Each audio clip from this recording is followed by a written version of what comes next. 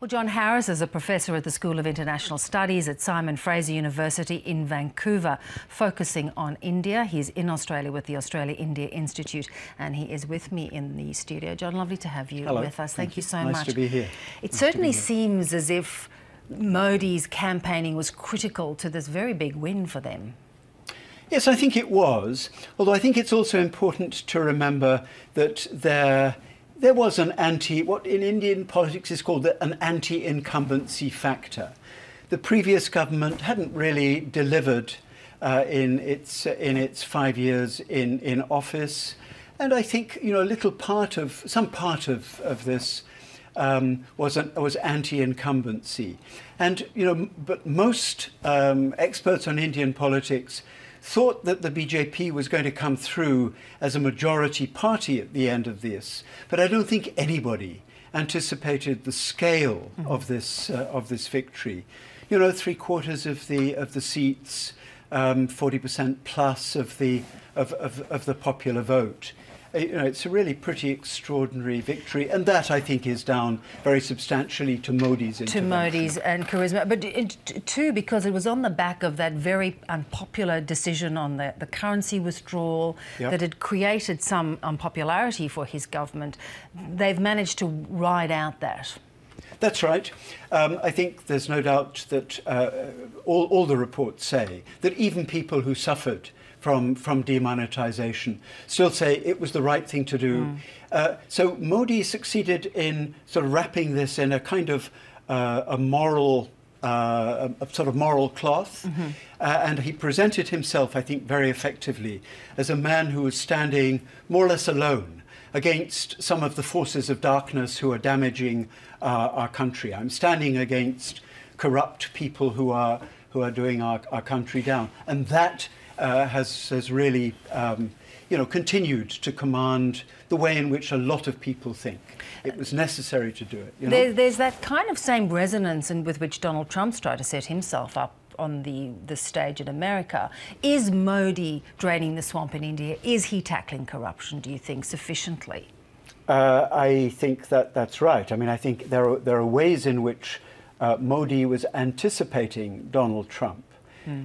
Trump comes from outside the political mainstream. There's an important sense in which Modi, though he'd been the chief minister of an Indian state, was also coming from outside the mainstream. So from a backward, what's called a backward caste, and he was able very successfully to present himself as an outsider, not part of the old political establishment, coming in to clean things up.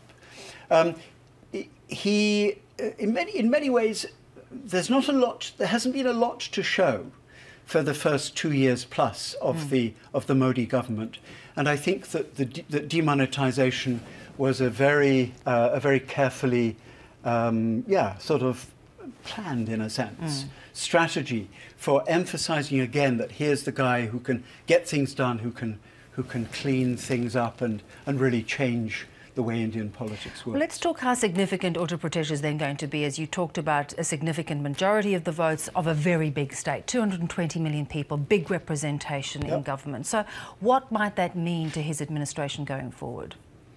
Well, I think that much is going to depend over the next couple of years in how actually the BJP government in UP performs. If they don't do a good job, if they don't seem to be delivering on the promises, then it could all actually go very pear-shaped in 2+ years' time when we get to the next general elections. So I mean, I think they will be working very hard to make sure that things work. So do you think there could be quite a lot of oversight of what's happening in Uttar Pradesh? Yes. I mean, I found it interesting that just yesterday, Mr.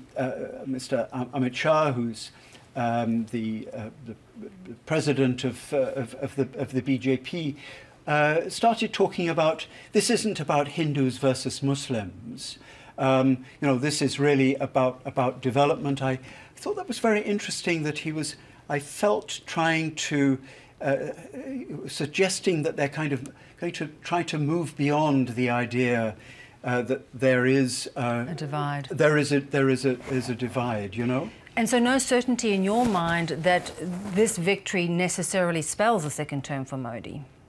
A lot is going to depend on what they are able to deliver in Uttar Pradesh. I think a good bit's going to depend on how they do in UP. But, you know, there ain't no serious opposition at the moment.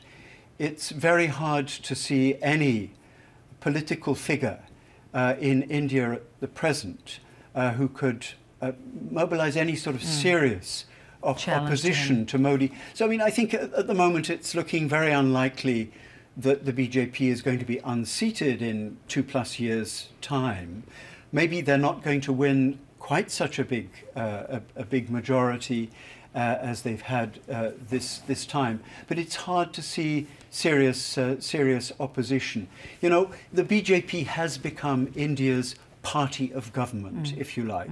The old party of government for half a century, the Congress, is clearly not the party of government anymore. And unless the Congress is able to get past its fixation with being led by members of the old Nehru family, Mrs. Gandhi's family, and look more to local leaders, you know, like Captain Amarinder Singh, who led the Congress party to victory in the Punjab elections this last week. The Congress isn't going to make headway against the BJP. Timely to have you with us. Thanks so much for coming in. Very nice to be here. Thank you very much. Thank you.